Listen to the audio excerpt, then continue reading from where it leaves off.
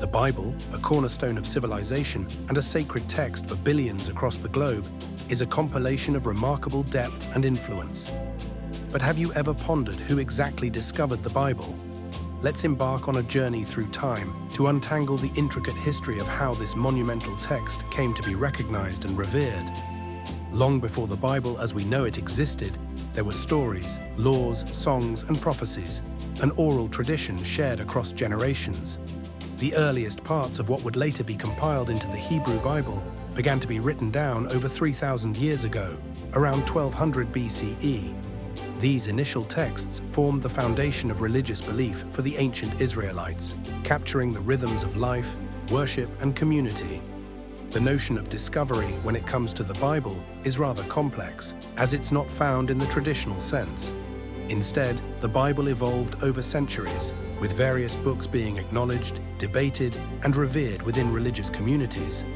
One significant milestone in compiling these texts into a single corpus occurred around the 5th century BCE, when scholars and priests, possibly led by figures such as Ezra, gathered these sacred writings to form a coherent set of scriptures for the Jewish people.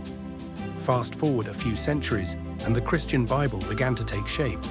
The New Testament, composed between 50 and 100 CE, was written by followers of Jesus of Nazareth. These writings sought to document the life and teachings of Jesus, as well as the early growth of the Christian Church. Unlike the Hebrew Bible, which developed organically over a long period, the New Testament was composed relatively quickly by contemporaries and direct followers of Jesus. The process of recognizing which texts would ultimately be considered canon, meaning officially recognized as part of the Bible, was filled with discussion and debate. The Council of Nicaea in 325 CE, convened by Emperor Constantine, played a pivotal role in shaping the Christian canon. Although the primary purpose of the council was to address theological disputes within Christianity, it later paved the way for determining the canonical books, piecing together the foundational texts of Christian doctrine and belief. As we journey through this historical timeline, it's crucial not to overlook the contributions of multiple translations that allowed the Bible to reach wider audiences. The translation of the Hebrew Bible into Greek, known as the Septuagint, occurred in the 3rd century BCE in Alexandria, Egypt.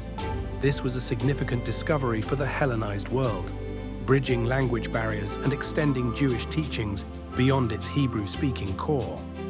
Several centuries later, Jerome's translation of the Bible into Latin, known as the Vulgate, became the Catholic Church's official version. This Latin translation became the Bible for Western Europe for over a millennium and played a vital role in the preservation and dissemination of biblical knowledge throughout the medieval period. Navigating through the Middle Ages, we encounter pivotal moments like the invention of the printing press by Johannes Gutenberg in the 15th century.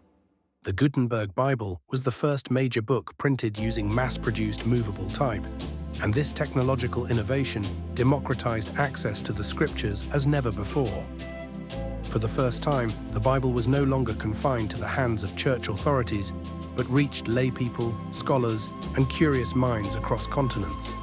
In this intricate tapestry of history, we must acknowledge the diligent efforts of countless scholars, scribes, and theologians who meticulously preserved and transcribed these texts. Their dedication ensured the Bible was not only preserved through the ravages of time and translation, but remained a living document influencing societies worldwide. So who discovered the Bible?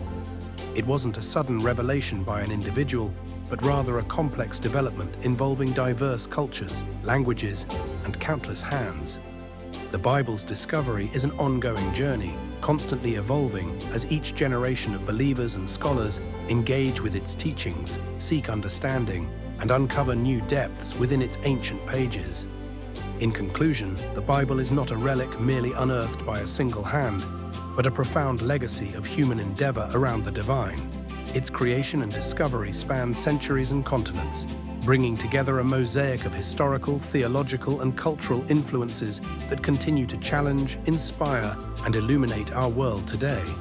As we delve deeper, the Bible invites us not only to witness its history, but to discover its ongoing relevance in our lives.